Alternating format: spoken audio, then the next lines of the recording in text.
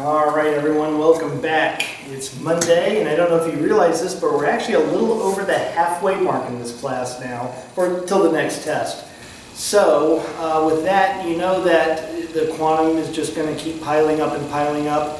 Hopefully, you're now more immersed in the routine of we're going to introduce a model problem, figure out what the solution is. That means the wave functions, then we're going to figure out the energies, and then there's all kinds of phenomenon that we can explore once we have all the quantum mechanical information. We're going to try to figure out things that we could not figure out otherwise with any other toolkit accessible to us. Okay, so with that, unfortunately I don't have any video gags. I haven't thought of a new one yet. I think I should have saved the ones I had and doled them out. But what I do have is I have a really neat video. I told you, I showed you some videos last time on quantum tunneling and whatnot. So I have a really good one on vibrational quantum mechanics. So hopefully that'll make up for it. So I have to spend some time thinking of some new gags. So anyway, you'll see that video towards the end of the class. And of course, what are we talking about? I didn't quite get to finish vibrational quantum mechanics last lecture on Friday. So I'm going to spend a little over half the class today on this. And so of course I'm going to review a bit and talk a little bit about PChem Lab, and then we're going to get into the next subject material. Actually, I think we're going to start getting into multidimensional quantum mechanics. It's going to get a little harder at this point. And by harder, what I mean is that the equations are going to stretch a little bit longer and a little bit longer. Heads up, that will be on Wednesday. All right, but not today. All right, so review. Vibrational quantum mechanics. What does that mean? Okay. The kinetic energy operator generally always looks the same. So, double derivative. So whenever we have a new problem, a new model problem, oh, that X doesn't look right, that bothers me. Oh, that's a nice looking X. Okay. The potential energy term changes, and that's when we have like a new model problem. And so X squared basically means a harmonic potential, and a harmonic potential means that, it actually means several things. It's a good model for several things, but that includes like CH bonds like I was talking about on Friday. Notice that you finally have a potential energy that isn't just a number, it's not a constant, right? So this is more complicated. So whatever, we go look at an 18th century math textbook because seriously, they solved most quantum mechanical problems back in the 17 and 1800s. I mean, they didn't know what this stuff was. These geezers, they just sat around. I shouldn't call them geezers. Anyway, these geezers, what they did was they would just started literally just writing down differential equations and solving them just because they could. And sure enough, many of them were exactly the problems back in the 1930s that we then identified as quantum mechanics. We just used different symbols, but the mathematics was the same. Okay, so when I say that we then, here's our X squared. When I say we solve it, again, those are the wave functions. And like last time, we always have normalization constants. You have to solve some normalization constants on your homework, just kind of, just to make sure you can do it, basically. We have these Hermite polynomials. The ground state, it doesn't do anything. It's like the number 1 for the ground state, so you just multiply that number 1 times e to the minus x squared, which is a bell curve. Okay. Now what we do is we plug the wave function back into the Hamiltonian, and using the eigenvalue approach, I solve the energy for the ground state, which I know got kind of hideous. So that, I'm telling you, that's a little bit of a warm-up of what's coming, because when we do multidimensional, it's kind of, almost everything is like that. It's not terrible, but there's just a lot. It's just step after step after step. Usually, product rule, product rule, product rule. And it's not hard, it's just a lot of stuff, right? And that's kind of hard. Anyway, so I plugged this into the Hamiltonian using the eigenvalue approach. I figured out the energy of the ground state. And at the end I mentioned if you do this for all the excited states, what you find is that there's a pattern, essentially, that the energy is the quantum number plus a half h bar frequency. And frequency is square root of spring constant over the mass. Quantum number is kind of weird in this case because it starts with 0. The quantum numbers we've had up till now, right, just part of one box, it's always like 1, 2, 3, 4, 5, right? But this one starts with 0. And like I've said so many times now, I don't know that that means anything. This is just what the mathematical textbook from the 18th century said. This is the answer. So it is what it is. Anyway, so we see a quantum number associated with an energy associated with a wave function. So there you go. Okay, I did want to take the opportunity to point out, and I said this once before, but I think it's hopefully a little bit more real to you right now, to see exactly how, I know it's a differential equation, and hopefully you've got a little bit more of a feel of differential equations based on that extra lecture and that homework problem I had you do a while ago. But now I want to just point this out again, which is to get a little bit of a better intuitive feel about how all this works. Notice that since now you have a function in your potential energy, it's not just like 5 eV anymore, x squared. X squared times a function is never that function, right? Cosine x times x squared is not cosine x. So, if this, because of this x squared, and x is like a dumb operator, it changes things, but it doesn't like do things, not like a derivative does things. And by does things, I mean product, right? From like what you saw last time. So now you get a better idea of what the kinetic energy operator does. It's going to have to have minus this. It has to eat this. It has to destroy this. It has to negate this. It's got to get wiped out, but then there has to be this left over. So you see, the kinetic energy operator, it has a really complicated role. It has to kill the potential and still have a leftover that's the energy. And you saw that get mathematically worked out last lecture. And I know that you get lost in a sea of constants, but that is what happened, right? So you may recall I got a little confused, but I did see how this, through a product rule, wiped that out. And again, there was a leftover, which was the energy times the wave function. Anyway, now, okay, so we've basically beaten this to death. What else can we do? Well, it turns out there is a phenomenon that's very similar to tunneling when it comes to bond vibration. And remember that we covered tunneling and the finite barrier. That's when a wave hits a barrier, but the wave doesn't have, it has very little energy. But it gets through the barrier nonetheless, because the barrier is, is finite. However much it gets through the barrier, it goes along its merry wavy way. Okay, so remember we saw a little video on that. Okay, bonds do a similar thing, but you're probably wondering, like, well, where's the barrier? All right, so let me, how am I going to do this? I've said this a zillion times, I know you're probably sick of it, but you have to be careful about when you look at graphs of potential energy and wave function, because those are two graphs. Okay, so anyway, it's just one of my pet peeves. Let me draw a graph of potential energy. Same one you saw last time, right? So potential energy is up. Here's x, and at x equals 0, for all the reasons we just said. This is where the potential parabola is centered. Now remember, at x equals 0, that corresponds to the displacement of the bond. And I'm using CH bonds as an example, because that's kind of important. The CH bond is generally around 1.2 angstroms. So that corresponds to x of 0. To the right, it expands. To the left, it compresses. Okay. Now, this is one graph. Now, I'm going to put another graph. It has the same x-axis, but the y-axis is now the wave function, right? So I'm going to draw that over here. Now, because this is a separate graph, I can scale this relative to that any way I want. I could scale it so low that the wave function appears like you can't even see it. I could scale it so high that the wave function goes all the way to the ceiling. What I choose to do is scale this to a way that's visually pleasing to the eye, but that's all it means. Okay, so again, I just want to warn you of that.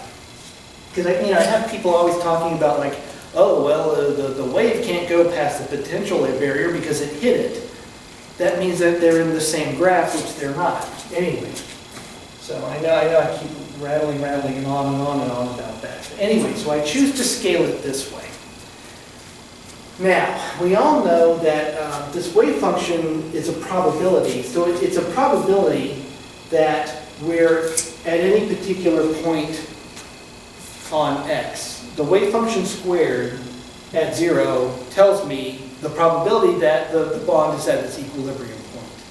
The wave function squared out here tells me that the bond has expanded by this much. The wave function squared is that probability, right?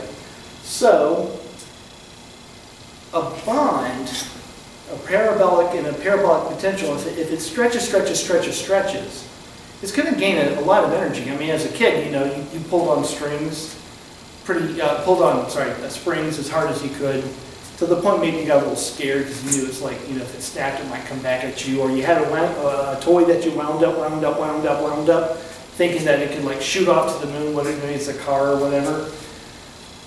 If you wind the spring up by stretching it, you should run out of energy. The potential energy goes up and up and up. And if it equals or is greater than the total energy, now you're in that tunneling regime. You technically have a negative kinetic energy again. If the potential energy, if you stretch this thing out so far to the right, that your potential energy is greater than kinetic energy, now we're in the weird quantum universe, you know, Ant-Man style. To account for that, you'd have to have negative kinetic energy. And remember, I told you, I have no idea what that means. I am completely confused what negative kinetic energy is or looks like. You know, it's not, oh, that's like when the fish goes up the stream. No, it's like when the fish mind expands to the size of the universe and the fish becomes one with everything. What? I don't know, right? So I don't know what that means, and I don't know what it means to have a negative kinetic energy either. Okay, now, again, although I have stated many times that the way that these are scaled to each other is arbitrary, what I'm trying to do is to represent the point where the potential energy and the total energy are equal. I'm trying to represent that by that crossing. Now, again, it doesn't mean anything because I could have scaled the wave function higher or lower, and that crossing point would have changed. I am simply scaling these two graphs such that it's visually pleasing to the eye, and I'm arbitrarily representing this crossover. And let's think only of expansions. It's just easier. Let's not worry about compressions. So I'm thinking of that point where the bond has expanded so much that its energy is used up as this point right here. And I will give it a label. I call it X turning point.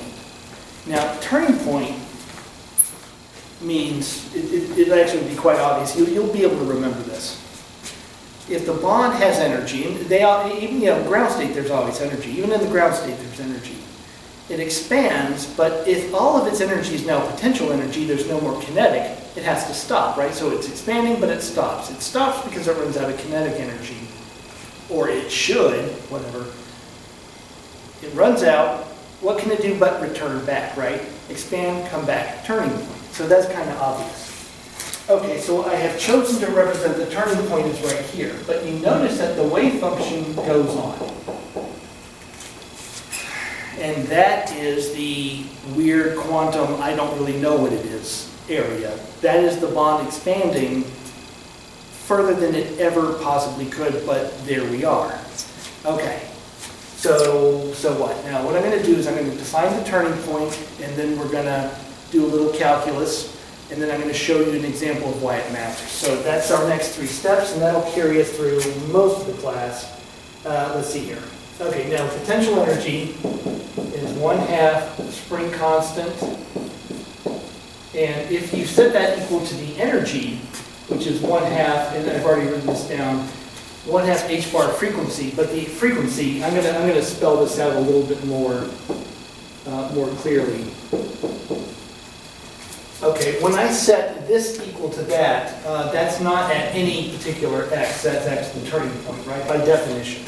Okay, that's why I'm giving it a special subscript.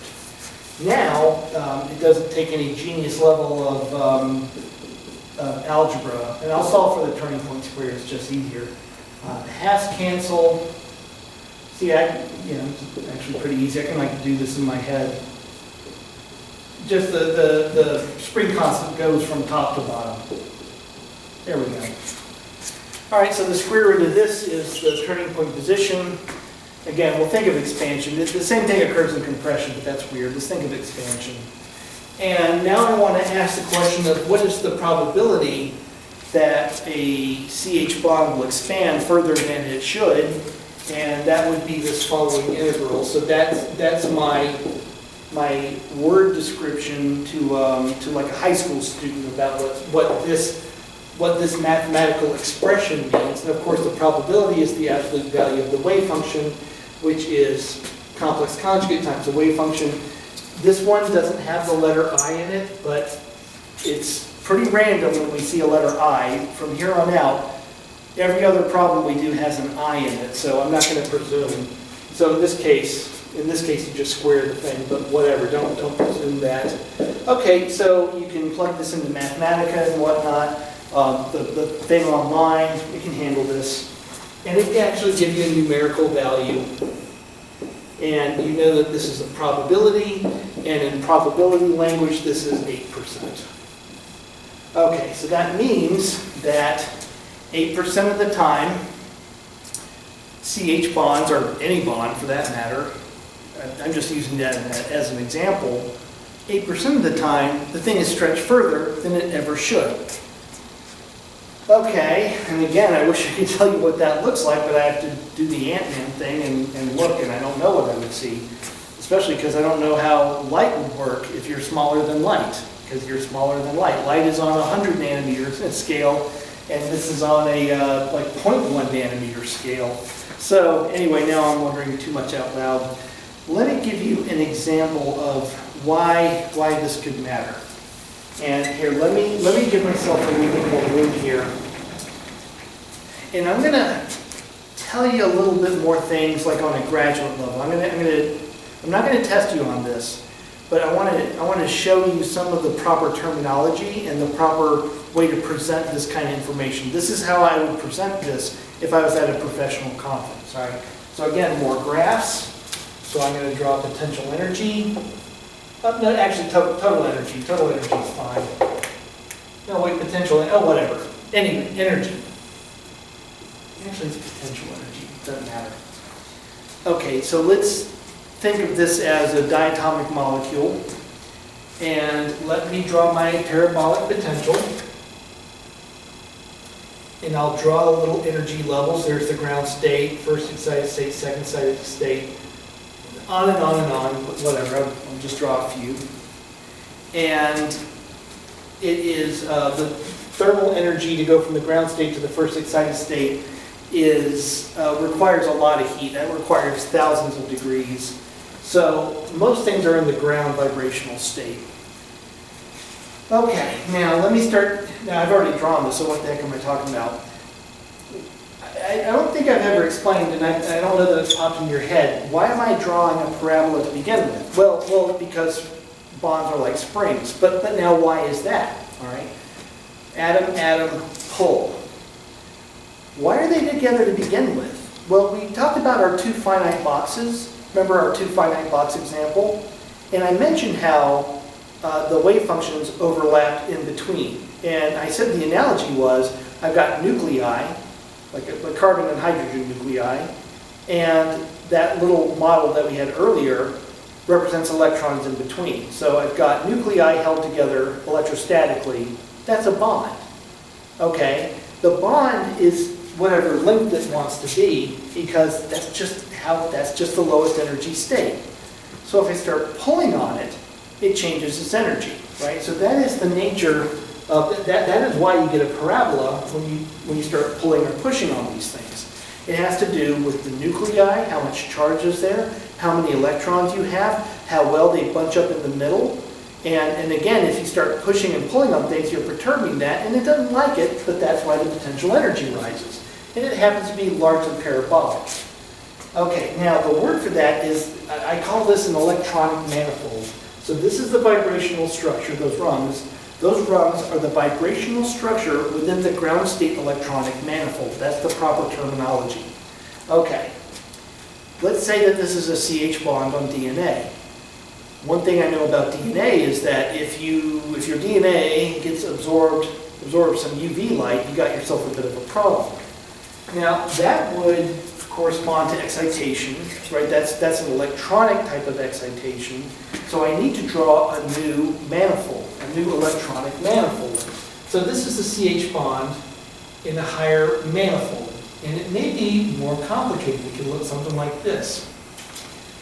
Okay, so notice I've displaced this a little bit to the right of the ground state. So this is an excited state manifold. Notice it's not the same. It's higher in energy because light was absorbed. The electrons are in a different place, and that means that the nature of the energy versus CH bond distance is different. Notice that there's a little bit of displacement to the right, to longer bond lengths. That's common. And notice that what I've drawn here is that if I can pull the bond apart far enough, out here the bond will break. So what I've drawn here is bond breaking. And you know bonds can break, right? So parabolic potential energy surfaces are actually not very realistic. Okay, so again, this is a CH bond, it's DNA, and it's absorbed some light. What will happen is it actually will miss the ground vibrational state in the excited state manifold. Notice those highfalutin words. It may go to a more excited vibrational state, but it will quickly relax to the ground vibrational state in the electronically excited state. Okay, now, because the wave function keeps going, it might spill out into this you're gone void, this whole bond broken area. So you can see why this matters. This DNA absorbs light, goes to the electronic excited state manifold, which could be complex and include the possibility for bond dissociation. And even though there's a bit of a barrier, the wave function might spill over just far enough that every now and then, maybe not quite 8%, but probably less, whatever, at some point the damn thing will just fall apart. Why does that matter? Your DNA cannot be messed with. Your DNA changes, you lose a bond, uh-oh, you're going to die. That's cancer. That is the definition of cancer. That's going to kill you.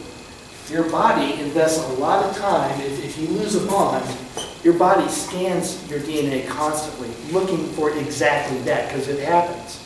And when it happens, it'll fix it. Your body spends a tremendous amount of time repairing DNA damage, especially DNA damage from light. And when the damage occurs, it occurs often by a mechanism just like this. So that's why I'm important, because if you don't know about this, you're going to die, so you better study hard.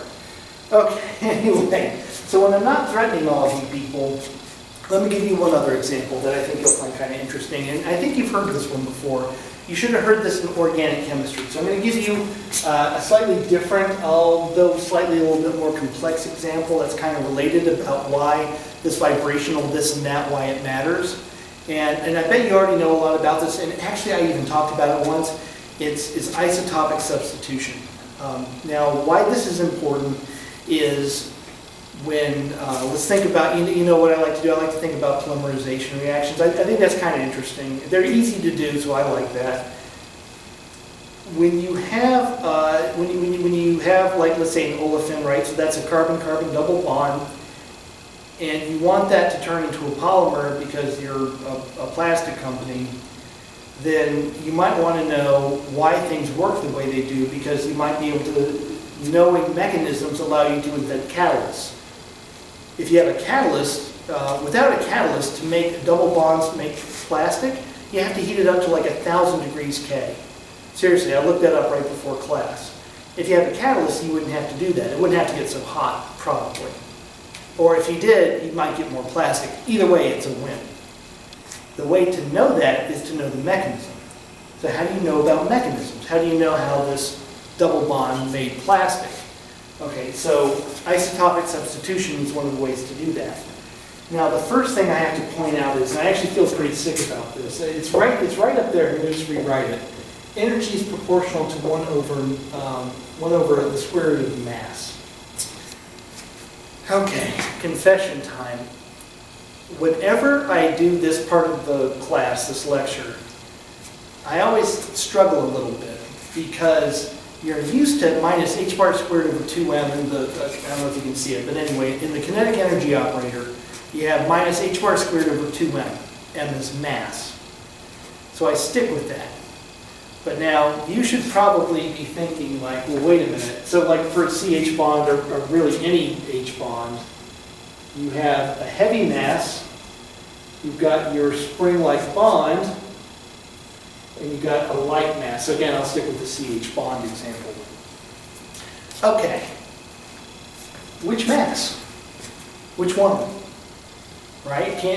Maybe you add them. Now, I've warned you of this. So again, the way I've expressed this, there's one mass, but I have two atoms. And if you're thinking things like, well, I guess you just add them together, don't make up your own rules.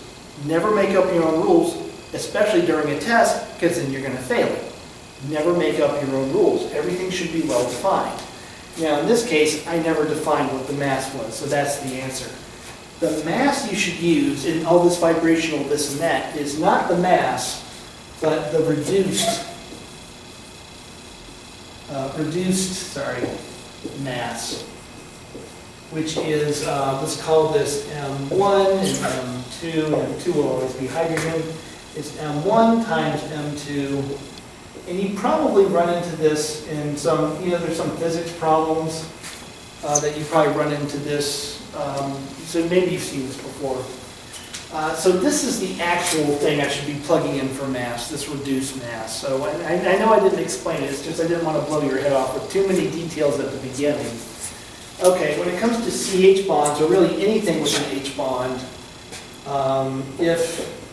if mass 1 is much greater than mass 2, and hydrogen is really freaky light, just about everything is heavier than, everything is heavier, but everything is a lot heavier, then the reduced mass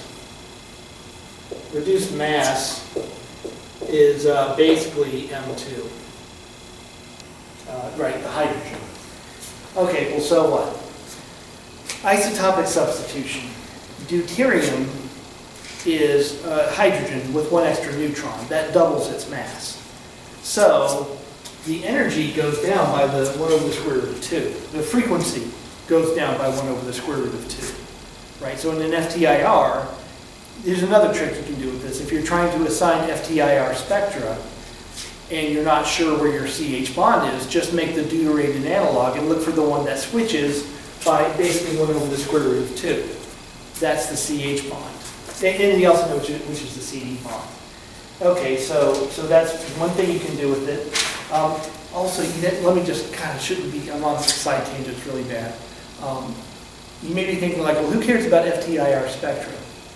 It turns out that it's really important for modeling greenhouse gases. The way that you calculate how much solar energy impinges upon the Earth, well, that's from the sun, but how much the Earth retains is important. Not only how much is hitting it, but how much gets re-radiated. To know that, you have to know the absorption spectrum of gases, because they basically take it and send it somewhere else. It's a very important process to figuring out how the equilibrium energy and energy out balances, which that balance then dictates the temperature of the planet. So that's why atmospheric chemists need to know what's in the atmosphere and what its absorption spectra are, because only when they have all that information and know how it changes do they know how the planet's temperature is changing. Anyway, so that's why it's important. Anyway, now I was talking about polymers in another life. Let's see here. Okay, if energy is proportional to actually reduced mass, again, I kind of messed with you there. What that means is that the frequency of like a CD bond versus that of a CH bond is basically 1 over the square root of 2. Okay, so I already said that a minute ago. All right, back to my example of polymers reacting, and you're an oil company guy, and you need to know the mechanism because you need to design a catalyst, because if you design the right kind of catalyst, you make a good catalyst in the oil industry, you're saving billions of dollars a second or something like that.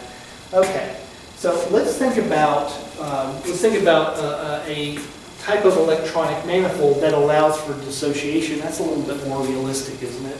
Okay, so what would that look like? Let me draw a potential surface for CD, and again, I'll include the potential for dissociation. And sorry, let me do C. What do I want to do? I want to CH first. Okay, Now, since the CH bond has a higher frequency than the CD bond, that means that the quantum number 0, the ground state energy, is kind of high up the horse. Here's the first excited state, and on and on and on. Now, let me do, hold on, I want to get this right. Let me do the CD example. Okay, I have to be real careful about this. I want this to be, I probably should do this digitally. Maybe I am, maybe I'm not. It depends on how much time I have. Okay, so for the CD bond, that sucker's down here. And then here's an excited state, and more, whatever. Okay. Now, in our example of we're heating up an olefins, and we need to do that to make plastic polymers, right? In the CH example, because that's what we threw into the reactor, it's gotta overcome this barrier for the CH bond to fall apart, and then we're supposing that's how it works. Okay, well that requires kBT of thermal energy. So you're gonna have to heat it up, like I said. I read that it has to go to 1,000 degrees without a catalyst. Okay, now what about a CD bond? So if you're not sure whether CH bond breaking is part of this, what you do is you throw in CD substrates, and you're looking for,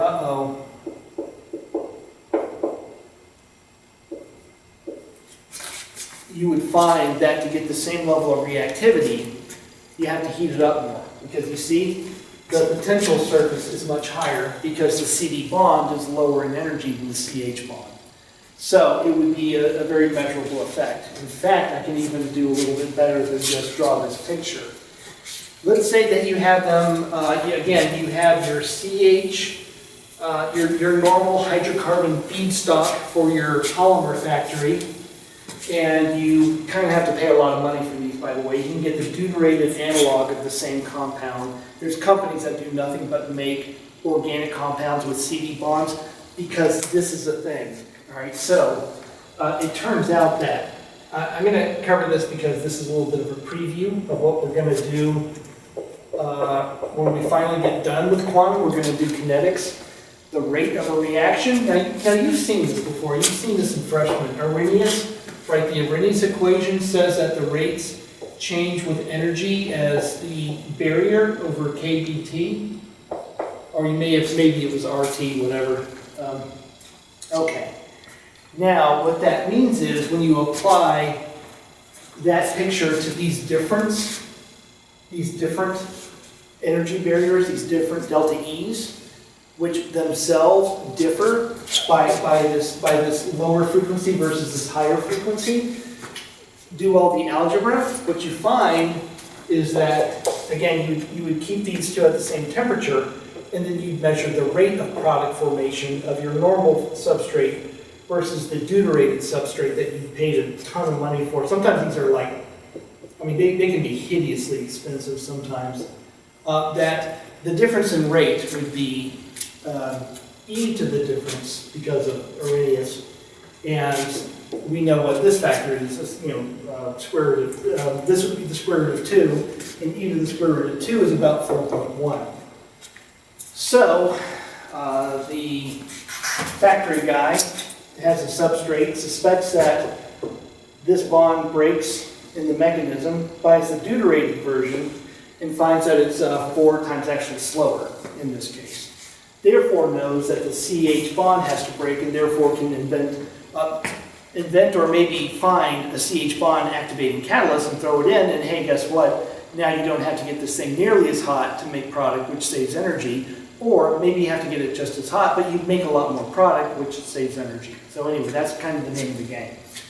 All right, now I only have one last thing to tell you about vibration, this and that. And it's that video. I know I've been talking about it incessantly because it's really cool. And before I introduce the video, I want to tell you about some differences between what you're seeing here and what's in PChem Lab. PChem Lab, you're going to be analyzing probably acetylene or maybe HCl. We switch them up every year. That's what's in the gas cylinder, and then you go measure the FTIR spectrum. And from the FTIR spectrum, you're going to get a bunch of like constants, like molecular constants, like how long is the bond and how much energy does it take to break it, and yada, yada, yada. Now the thing is, to fit real data to get these constants, you have to use a potential surface that's a little bit more accurate, like this one. The parabolic potential surface would look more like this. Okay, now for all the reasons I just said, parabolic potential surfaces, it's nice that it's a little bit easier to do all this calculus with. All these integrals are a lot easier. The guy who had to solve the differential equation, it was probably a little bit easier back in 18 something something. However, it's just not realistic. All right, so a potential energy surface that allows for the bonds to break is like way more realistic. All right, so let me wipe out the board. I'm going to tell you a little bit about how that works. And then I'm going to show you one last neat thing. It's not something that you have to actually know for the class. It won't be on a test. But it's a really neat little video. Okay, so I'll be back in just a few moments. Okay, we're back. So in TChem Lab, because you have real experimental data, you have to fit that to a more accurate potential surface, because really parabolic potential surfaces, bonds and springs, it's not that accurate. What is more accurate is called a Morse potential. And it's not quite what I drew before, but hopefully you get the point. It's steeper when you compress. So x naught is our equilibrium bond distance. If you try to compress, the energy rises real sharp, like exponentially sharp. That's more realistic than a parabolic potential. A parabolic potential would allow two atoms, the energy rises as they compress, but it's just not that, it doesn't rise that quickly, and things can almost just overlap. Now, a Morse potential means that the energy rise in potential energy is extremely high if atoms get too close. That's more accurate, right? Remember, if two things overlap each other, that's like walking through a wall. No, it's not going to work. Okay, now on the flip side, if you go out too far, then if you're out here, then the bond breaks. Now again, that's much more realistic. So this is what you're going to use to define, you're going to define all the parameters of the Morse potential. I won't write it down. That's for TChem Lab. You've already seen enough. But TChem Lab, you're going to analyze your FTIR spectrum, and you're going to define all the constants of the Morse potential, including the equilibrium distance. So that's the point of that lab. All right. Now, I couldn't resist, because I've been making all these little quantum videos. I want to show you what happens to a wave function. So here, I'm going to draw, let me do ground state. Let me give you a little bit of a better drawing here. So that's the ground state. And what I'm drawing is the wave function squared. And here's the first excited state. Now, you know that it should,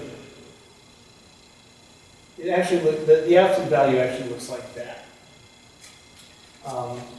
It can't really go below 0.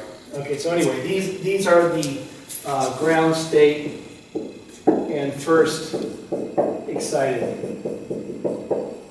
state. Now, the reason it looks this way is because the wave function itself, of course, has a node. But when you plot the absolute value, of course, there's nothing that's negative. Anyway, just want to point that out. Okay, and of course, the parabolic potential surface looks kind of, the Morse potential surface looks like this. So I've done kind of an awful job drawing that, but anyway. Okay, all right, so why am I talking about this? All right, now let me show you a little video. And as usual, you're looking at it right now, but I have to look at it over here, which is weird. Okay, so what you're seeing on the bottom is the, why did I draw this twice? What's wrong with me? Anyway, you see the absolute value of the ground state wave function on bottom, and on top is the first excited state. Now I'm going to let the video go, and what's happening is, so now it's moving. What's happening is I am taking this wave function and I'm exposing it to a time-varying electric field. The electric field is pushing and pulling and pushing and pulling and pushing and pulling. Now, right now, not much is happening. It's just nothing much is happening. Now, you may notice that there's time. Time is on the upper left there, and that's in femtoseconds. Now, if we wait, this goes on about 2 minutes, so we're starting to see it move a little bit.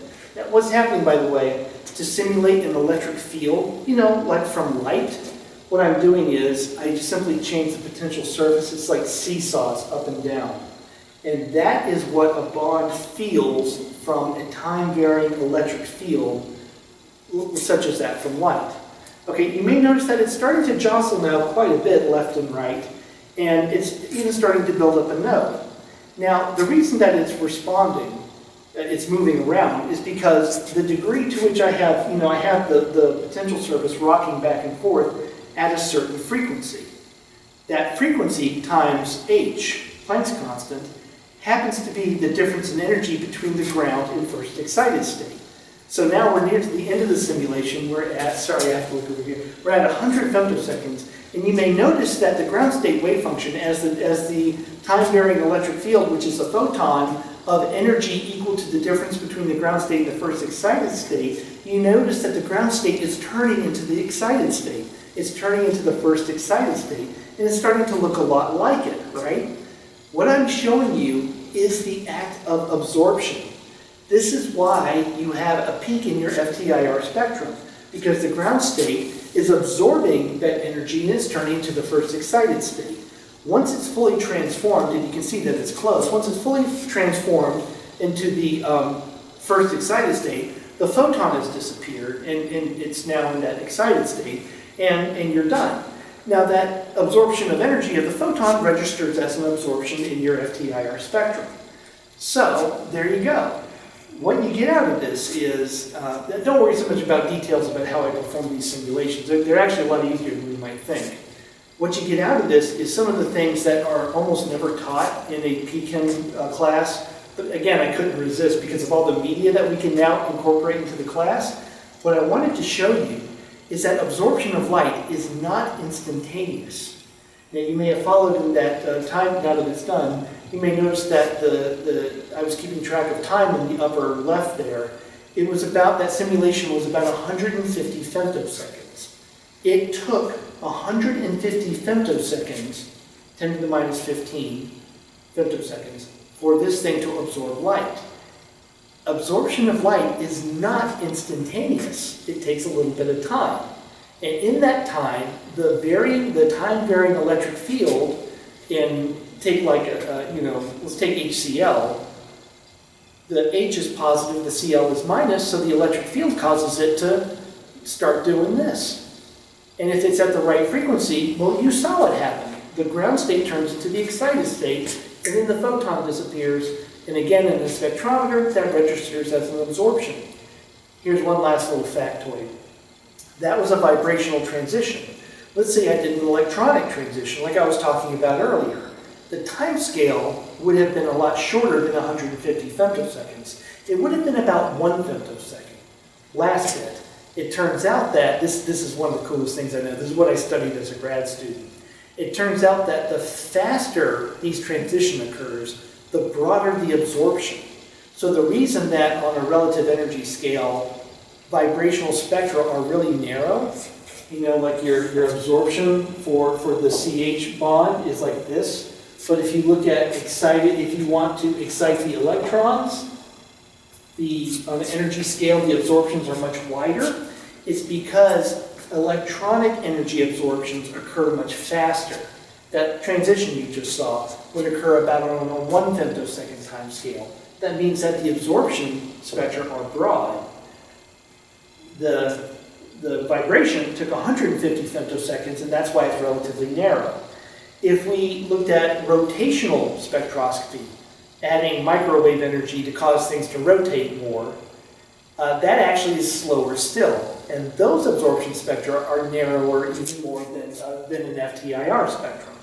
Anyway, these are the things that you learn in grad school, and I really shouldn't have been bringing them up because it's like a grad school thing. It's just that I had made this video and I just thought you'd like to see it. And it gives you a little bit more information about how things work than I could have done otherwise.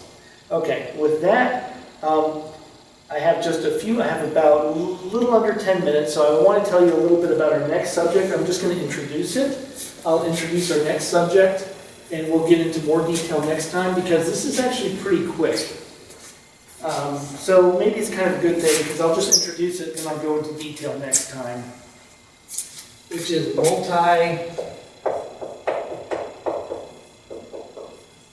multidimensional quantum mechanics. Okay, we have been doing everything we could in X, but the world is not one-dimensional, right? So bond vibration works because you can think of like a vector between atoms as one-dimensional, right? And that's your bond vector. That is as far as we can push one-dimensional quantum mechanics. We live in 3 dimensions. Now we have to start doing 3-dimensional quantum mechanics. Okay, it's going to start out easy. That's what I'm going to show you right now. As in all things, quantum is always, the hard part is always the kinetic energy operator. Let me tell you what the kinetic energy operator is. So it looks familiar at first, and maybe that's reduced mass. Let's just forget that unpleasantness ever occurred. Okay, here again is the part you're used to, but look, I told you it starts out really easy. This is how you add a y, and this is how you add a z. Right? Not much to it. You just add them in. Now the reason you do that, you know, why not multiply? You know, how do I know that they're added? Because energies add, right? So remember how, like the equipartition theorem, 1/2 kT per degree of freedom. Degrees of freedom include translations, and you get one for every dimension, right? So argon has 3/2. Remember that from last semester? Argon has 3/2 kT of internal energy. 1/2 kT for every dimension. So if the energies add, and they do, then the operator is, oh, that doesn't look right. The operator, they just add up too. All right, that's real easy. Wave functions. Now here's a detail about wave functions. The wave functions end up multiplying. So that means that what they look like, so this is the total wave function. It means that there's one for x and there's one for y. And they multiply. So what does that mean? Unfortunately, there's a couple of ways you might think that this would work. Now let me give you an example. Let's say like a particle in a box. Well, I'll make it real easy. Let's say that a wave function is like sine kx. Okay. So this is our one-dimensional deal. What happens when we go multi-dimensional? Don't write this down. Do not write this down. But what does not happen is this. Sorry, that isn't good. So k times x times y. No, that is not what happens. You can't have x times y in a sine function. That does not look like this. You cannot do this either. Sine kx plus sine ky. That does not look like this. No. Okay, what you can do, and the only thing you can do, is this. Sine kx, sine ky. That is okay. So don't write anything, don't write that other stuff down, write this down. Write this one down. This is how it works. It's sine kz as well. The wave functions multiply. Now, 2 things, and we'll end there, and then we'll do some examples. I'll remind you of this at the beginning on Wednesday, and then we'll do some examples. This is actually all there is to it. It's like, really, I only need to spend 5 minutes on this. If the wave functions did not look like this is an answer to one of your homeworks. If the wave functions did not look like this, if they look like they were added, anyway, when they look like this and you put them into this equation, the energies add up. It makes perfect sense. If they did not look like this, then that would not give you the right behavior. Okay, so anyway, I've hit my time limit. So again, just introduction into multidimensional quantum mechanics. You basically just gotta worry about the kinetic energy operator. The wave functions multiply. And we're basically done. Next time, I will give you an example of a 3-dimensional particle in a box. And I'll write out the wave, I'll write out the Hamiltonian, I'll write out the wave functions, and we'll solve the energies, and then that's going to be it. and then we're going to get into rotation. It's a little harder, but anyway, okay. Monday. I'll see you all Wednesday.